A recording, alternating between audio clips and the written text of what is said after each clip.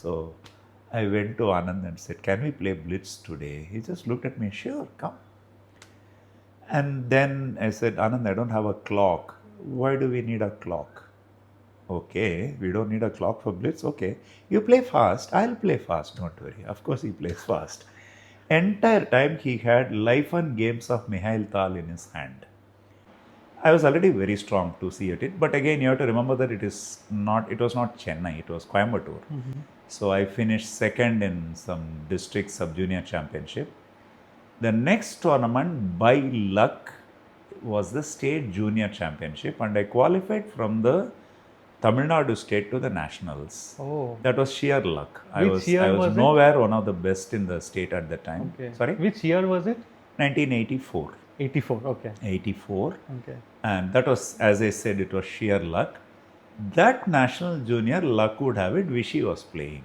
So before that, 1983, there was an Asian Junior Championship in Coimbatore, which was also held in my own school, Mani's Higher Secondary School. Okay. This school was a wonderful thing for me. I mean, all my abilities, my talents, everything, the teachers helped to bring it out of me at that time. They used to encourage me enormously when it came to my Tamil, my, as I said, drama. We had a dramatic club, for example. So we used to make plays, and some of them used to be even staged in Coimbatore radio at that time. So the school was wonderful in encouraging me everything. I had some wonderful teachers there. Even today, I cannot forget the names of Mr. Krishnamurthy and Mr. Venkatachalam, two teachers who encouraged me so much.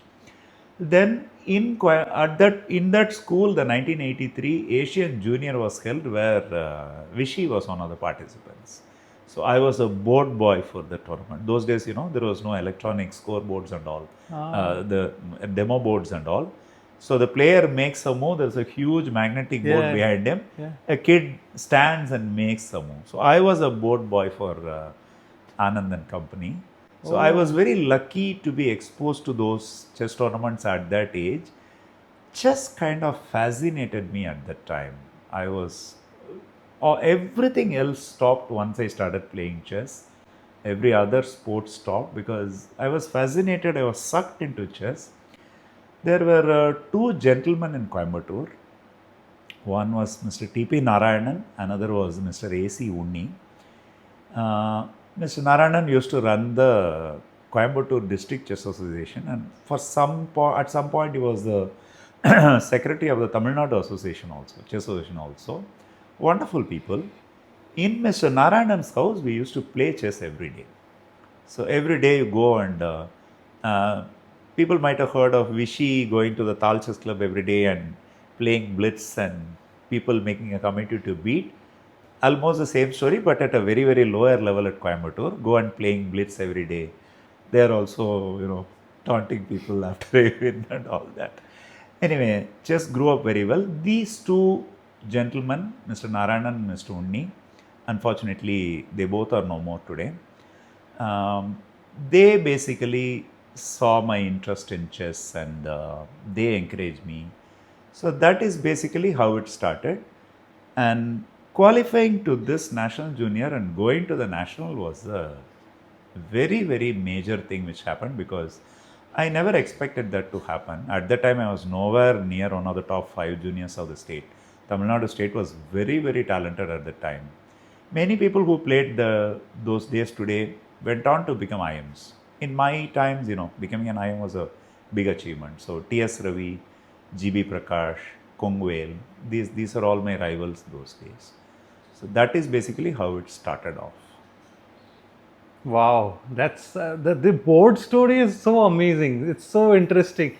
Like, did you know that Vishy was Vishy back then, or no? That there was you had no idea.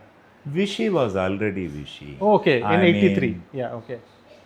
You guys are seeing today's Vishy Anand. 1984, 1985, Vishy was something else. National Junior Nagpur, remember, time control was 2.5 hours, 40 moves. After 40 moves, the game will be adjourned.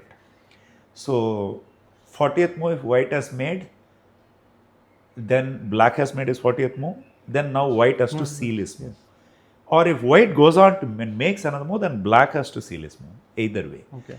So you decide on your move, you seal the move, put the score sheet in the envelope, then go and analyze the whole night, and you come back and play the next day morning at 10 o'clock.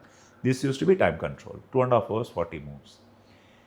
Vishy will take hardly 10 to 15 minutes for his entire game. Opponent will consume the whole 2.5 hours. Entire 2.5 hours, Anand will be roaming around the tournament hall. He will come and look at all the games. The problem is he would remember every game. After the game, after you come to the room, you would pray that if you have made a big blunder, you would pray that you wouldn't meet him during dinner because, Enappa, rook a goal putya, you blundered your rook today. Casually say, you are blundering a rook, you are not aware. Vishy is walking past, he will see it in half a second, you are blundering your rook. That strong he was. See, that was a 9-round tournament. Hardly 2 games. He lost a game to Sudhakar Babu in the last round. And before that, he drew 1 game with Kiran Pandit Rao of Maharashtra.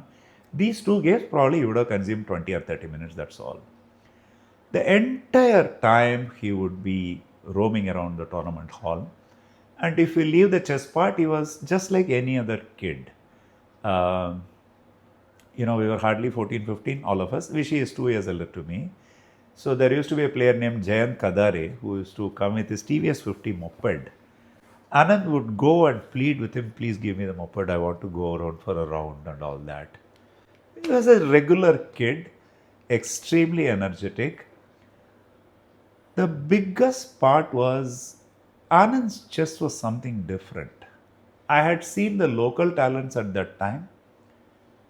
Vishy, for example, would read entire books without needing a chessboard at that age. I was 13, he was 15. One day we all stayed in one room. Anand and his mother stayed in another room. So I mustered up enough courage. My brother wrote a letter to me from Coimbatore. Vishy Anand is there. He is our idol. Please talk as much as possible with him. So I went to Anand and said, can we play Blitz today? He just looked at me, sure, come. And then I said, Anand, I don't have a clock. Why do we need a clock? Okay, we don't need a clock for Blitz. Okay, you play fast. I'll play fast. Don't worry. Of course, he plays fast. Entire time he had life and games of Mikhail Tal in his hand. So we played about 10 games. He just crushed me in all the 10 games. And he just was reading the book and making the move like this. The entire 10 games. The brilliance that Anand had, the very first proof to me at that stage was his visualization. Many games you would see Anand's game and then me and Kongovel would go and ask him, Anand, you did this in this game today. What would have happened if instead of, why did you allow the pawn to h6? Then you would come up with a variation so fast, rattle out a variation so fast. By 7th or 8th move, your visualization would have gone and you will just smile and go away. The way that he could picturize the board in his head at that age was mind-boggling. To be very honest with you, I have not seen that talent even today in anyone else. When it comes to natural talent, probably Vishy is one of the best in the history of chess. Not just this, I can go on and on and on. Many instances basically. The